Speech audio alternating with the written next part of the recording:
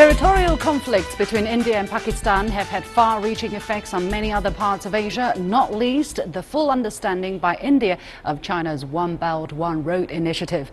At the same time, Pakistan terrorism as it joins with China to build a China-Pakistan economic corridor, which itself goes through parts of the disputed region of Kashmir. I speak with two leading experts from India and Pakistan to see if there is any common ground between the two countries. Welcome to The Point. I'm Liu Xin.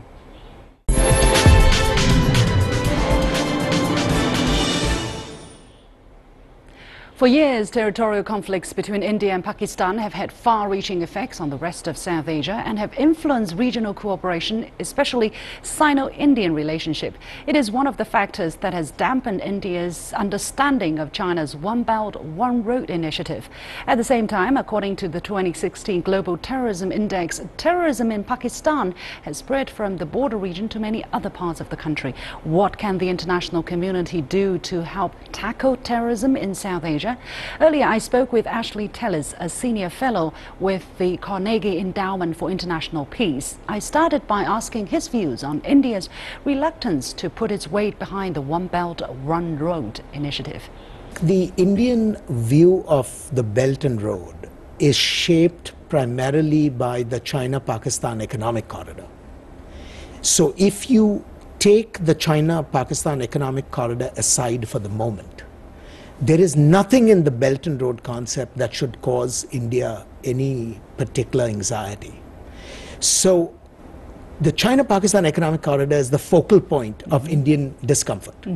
And the discomfort primarily arises because it passes through territories that India claims.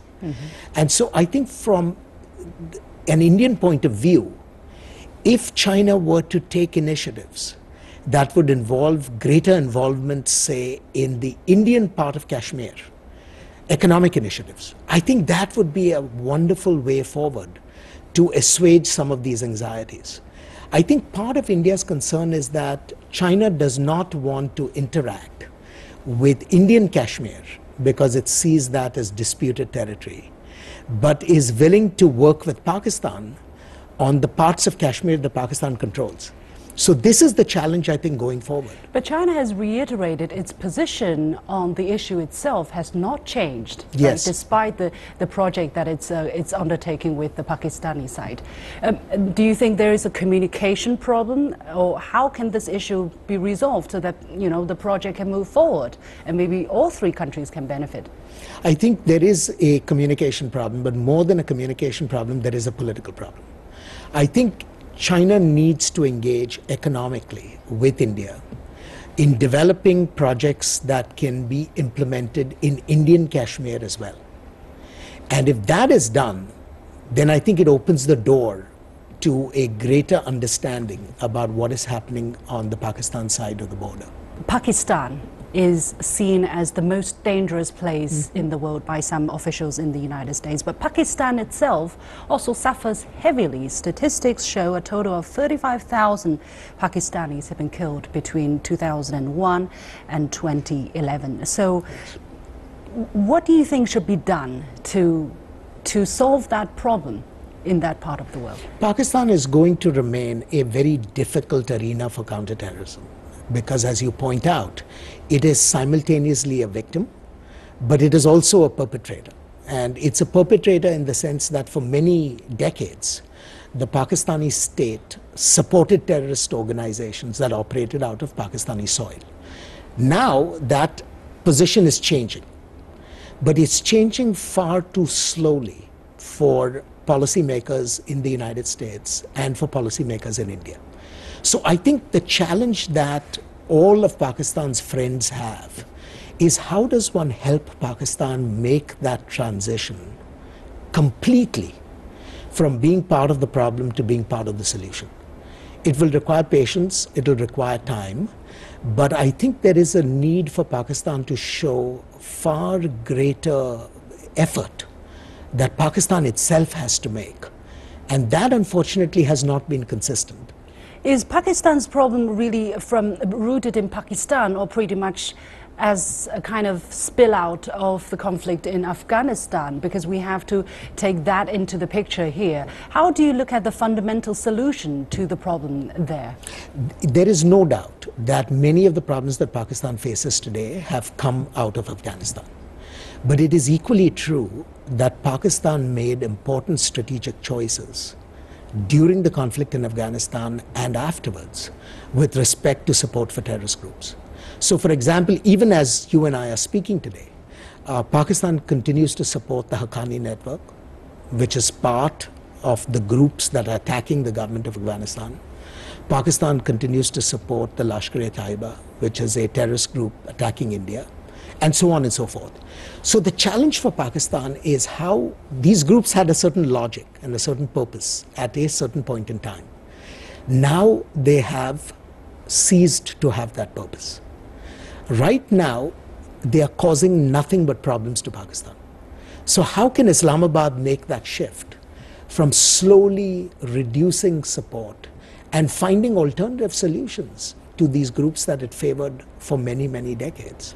How do you look at the position of China, the Chinese government refusing to agree to put the head of one of the very prominent terrorist organizations that you have just mentioned? What do you think of China's rationale behind that decision? I think China's rationale is, I can understand the logic, but I think it is not convincing. It's not convincing because there is an international consensus now that Hafiz Saeed, who is the head of the LET, is a genuine threat to international stability. And so I think China should rethink its position on that question, because it is actually beginning to undermine Indian trust in China's perceptions and Chinese objectives. And I don't think that is productive for a strong Sino-Indian relationship. In terms of anti-terrorism, China does have problem with many Western countries because of the double standard that are often seen. For instance, after the Kunming terrorist attack, a lot of Western media journalists simply refused to call it a terrorist attack, whereas, you know, over a dozen people killed, hundreds of innocent people wounded. China insists that, you know, this is terrorism, just like what people suffer in London most recently. What do you think of the consequences of having this kind of double standard as a result in international efforts to collaborate on fighting terrorism? I think we need to get rid of the business of double standards once and for all. We should have a very clear criterion that any premeditated targeting of innocent civilians, whatever the political cause, is unacceptable. And if we all agree to live by that standard, I think the problem resolves itself. I think it arises when some people would assert that targeting civilians is tolerable if it is done by freedom fighters. Or by people who hold grudges because...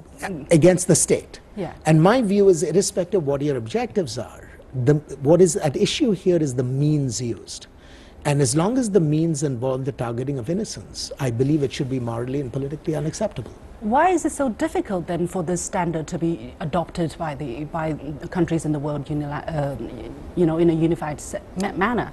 Because I think different countries have different stakes in the internal disputes of others. And if the stakes advance the interests of some countries, they find it difficult to point to the actions of some groups as terrorism.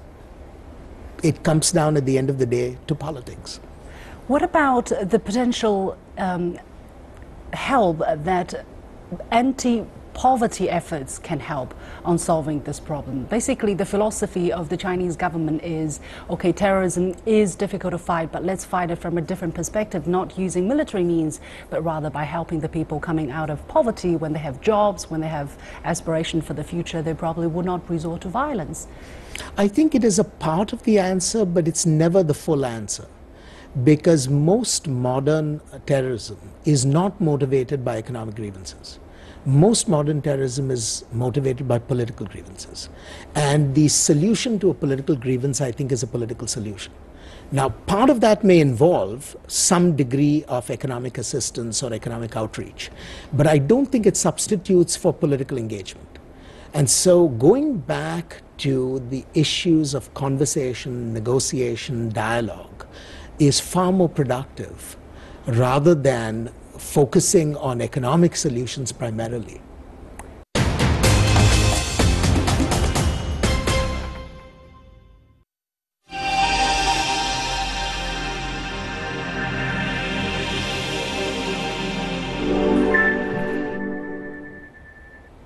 To get the Pakistani perspective, joining me now is Mr. Imtiaz Gul, based in Islamabad. He is the Executive Director of the Center for Research and Security Studies. Mr. Gul, thank you for joining us today. Now, the latest string of terrorist attacks occurring across Pakistan in February left over 100 people dead and hundreds wounded.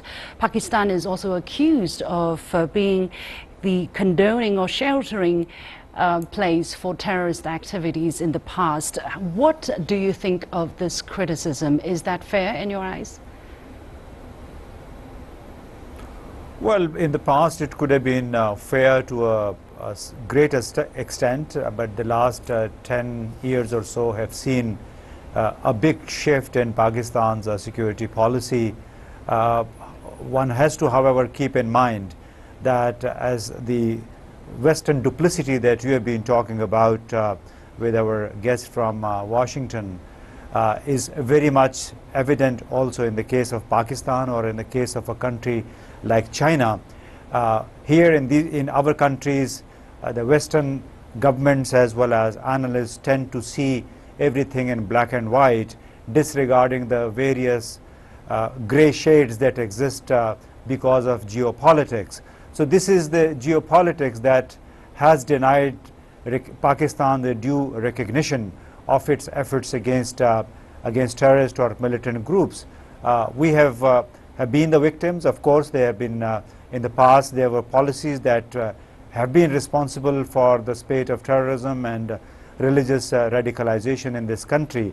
But I think the government and the military together have been trying to turn this around, and your guest from Washington, I think, rightly pointed out that India as well as other countries need patience and also need to advise Pakistan, help Pakistan making this transition from a policy which used non-state actors as instruments of foreign policy, and now that a number of those proxies or those non-state actors have been taken on. Yes, Haqqani network or Afghan Taliban, this is mixed up with the terrorists, real terrorists who are serving as proxies for other countries. The Haqqani network or Mullah Umar's Taliban, Afghan Taliban, they are legitimate interlocutors for the Afghan government as well as for the international community, evident from the fact that the Afghan Taliban, including the Haqqani network, have an internationally recognized office in Qatar, Doha, and foreign dignitaries keep meeting with them in order to find a solution as to whether they are ready to indulge in talks with the Kabul government. So we have to, I think, keep in mind the various gray shades of geopolitics that keep influencing the policies and the movements in countries like Pakistan. Mm-hmm. Now, we have seen the efforts by the Pakistani government made in fighting terrorists. For instance, you had the Zab-e-Azb in 2014, a military operation to destroy and disrupt Al-Qaeda-linked terrorist networks. However, these efforts seem to have failed in stopping terrorist attacks. What do you think are the reasons behind the perceived lack of progress by the Pakistani government in this front? You know, I think we are dealing with the legacy of the past 40 years or so, and it's not easy to rub that off or contain this. Containment, I must say, underline, has happened, particularly since June 2014, and that is evident from the statistical graphs that are available. Our Center for Research and Security Studies has also conducted studies, and it suggests that acts of terror have declined drastically, 60 to 70% across the country. There was, however, one wave of terrorism that we witnessed in February, which saw at least 110 people killed.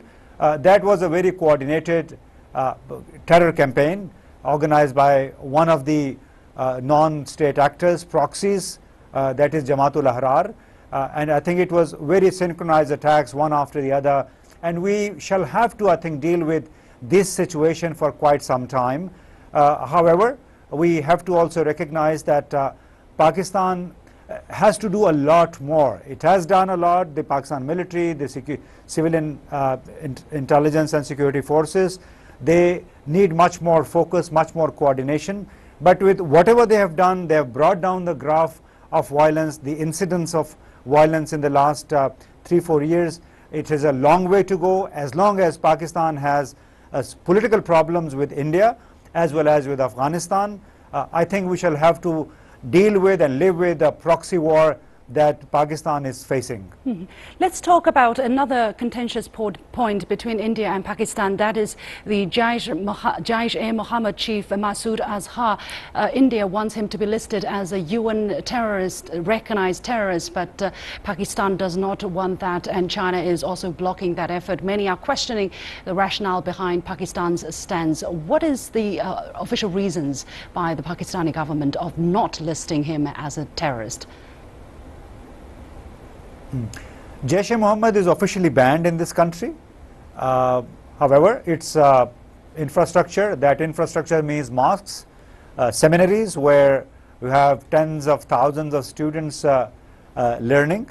And I think that is probably one big reason why the government is not drastically cracking down on the infrastructure of Jaish-e-Mohammed or Lashkar-e-Taiba. Both are Kashmir-focused organizations. They are not carrying out any attacks inside Pakistan. However, we as civil society keep reminding the government that whoever as a non-state actor takes up arms against Pakistan or against any other country has to be dealt with in accordance with the law. And I think gradually Pakistani government is squeezing space on these two organizations. And as again, let me go back to our guest from Washington. Pakistan will need some time to turn this entirely around. It cannot happen overnight because there are extremely serious socio-political implications if Pakistan were to really crack down in a military way on Lashkar-e-Taiba or Jaish-e-Mohammed. This is not going to be very easy. There will be a lot of bloodletting in this country. And I think probably this is one reason why the security forces are not going the whole hog. And I am sure the Chinese government will also understand how dangerous it can be. We see the results in Afghanistan. 16 years of bloodletting has not led to any peace there, not any stability. So we cannot, I guess, allow Pakistan to sink into another or become another Afghanistan by going after all those groups who are also politically connected. It's not that Lashkar-e-Taiba or Jaish-e-Mohammed stand alone. There's a lot of political sympathy, empathy, which basically makes it very difficult for the state and state institutions to crack down on them. Well, China's position also is that this is a situation primarily between Pakistan and India, so these two countries have to resolve it first before China can change its stance. Now, another contentious issue is the China-Pakistan economic corridor. India's Foreign Minister Jaishankar visited Beijing in February, and he had a strategic dialogue with China, but he said that China's CPEC violates India's sovereignty because the corridor runs through India-controlled Kashmir. My previous guest, Ms. Telly, also says China has not yet engaged India in economic initiative in this project. That is the reason why India is holding grudges, or India is having some discomfort on this project. What is your reaction to all that? Well, I think India's opposition to the One Belt, One Road or China-Pakistan economic corridor is not rooted in China's reluctance to engage Indian Kashmir. This reluctance is an willful reluctance to oppose China-Pakistan projects. And it's very clear the past year and a half, the Chinese foreign minister, Indian foreign minister, Indian home minister have been openly criticizing and opposing the China-Pakistan economic corridor under the One Belt, One Road, primarily because they think that China-Pakistan relations could be detrimental to the interests of India. The notion of China's reluctance to engage Indian Kashmir, I think, is an afterthought. It has nothing to do primarily. India wants Pakistan to forget about Kashmir, and the opposition of India to the One Belt, One Road initiatives primarily is rooted in this particular issue, that because Pakistan has taken a principled position, over an issue which is still very much alive at the United Nations. India has refused to adhere to the United Nations resolutions, and one has seen for months the bloodletting, the bloodshed that took place in Indian Kashmir after the killing of one Kashmiri militant leader. So India had made it very clear before July 8 onward violence in Kashmir that they don't like this they call it nexus. A number of Indian analysts in fact call Pakistan economic corridor as a China-Pakistan nexus, which shows how derogatory language they sometimes tend to use when it comes to China-Pakistan cooperation. Well, my understanding, or the understanding of many Chinese scholars, is that this project, the CPEC project, is actually open. If India would be willing to jump on board, this project will be open to Indian partners. What is the Pakistani reaction to this idea? Will the Pakistani side embrace this corridor if there are Indian enterprises joining the project? I think Pakistan has offered, actually, because it's a mutual consensus between China and Pakistan to allow every country benefit from this. Pakistan has, I think, offered Afghanistan as well to join it, because if Pakistan were to oppose a country A or country B's inclusion in the CPEC, that would be defeating the basic objective of CPEC or One Belt, One Road, and that basically means regional connectivity, opening new avenues for trade, for creating regional linkages. So I think Pakistan is, as we understand from the statements of our government, is very much open to the involvement of any regional country. Iran, for instance, has offered to be part of CPEC, and Pakistan has no objection to that. So I think Pakistan is looking at it from the perspective of regional trade connectivity, and that's a great idea if India were also to get involved. Well, I think maybe the name of the CPEC is the one that is arousing quite a little bit of suspicion. The moment people hear it, they think that this is between China and Pakistan, but it's just an idea here. What do you think of the potential effect economic development, if successful, can have on the social stability of that part of the world? Well, I'm sure it will have a huge impact on Pakistan's internal stability. CPEC or projects under CPEC have come as a big boon for Pakistan in a situation in which most Western countries have refused, number one, to lift the travel advisories on their citizens to Pakistan, and secondly, they have stayed away from investments in Pakistan.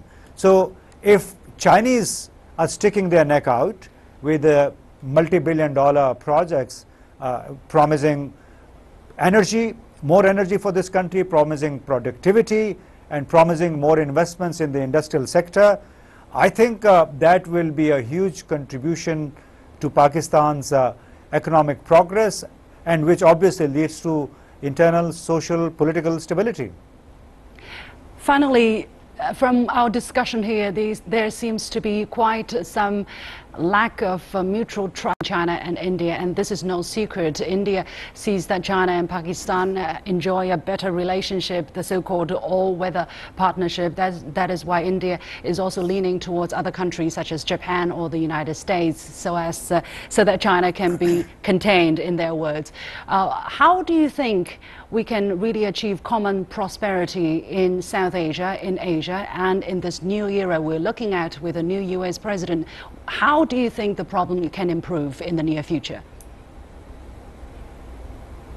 I think all countries involved shall have to set aside their major political differences, and even if there are differences, they can continue talking about them, talking out their differences, and I think that is the key to One Belt, One Road initiatives, which is a huge, great vision, I think, for every country, and particularly for a country like Pakistan. So I think the best way forward is for India, Pakistan, Afghanistan to be over the idea of inclusive development, inclusive trade, and probably that inclusive trade and development could help them overcome their political differences as well. So they have to continue this path as their political differences persist and they continue talking about it.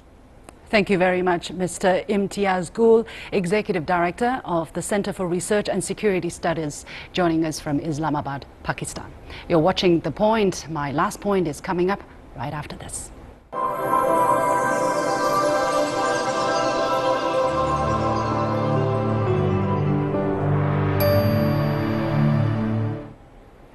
It's a sad but oft repeated truism that one man's terrorist is another man's freedom fighter. With both India and Pakistani attitudes so entrenched over the Kashmir region for 7 decades, no one is holding their breath for an immediate solution. Although China is building an economic corridor with Pakistan through a region claimed by different parties, China has never excluded India from coming on board. Rather, the issues between Pakistan and India need to be resolved bilaterally. China believes that political decisions should not hinder economic development in the region. In the long term, the two protagonists will need to realize this basic truth. That's all for this edition of The Point with me, Liu Xin. Follow me on Facebook and Twitter using the handle The Point with LX. Download the CGTN Live application to watch our show on your mobile devices. For previous shows, go to the CGTN channel of YouTube, click on the playlist and look for The Point with Liu Xin. That's it for this edition. Thanks for watching. I'll see you tomorrow at the same time.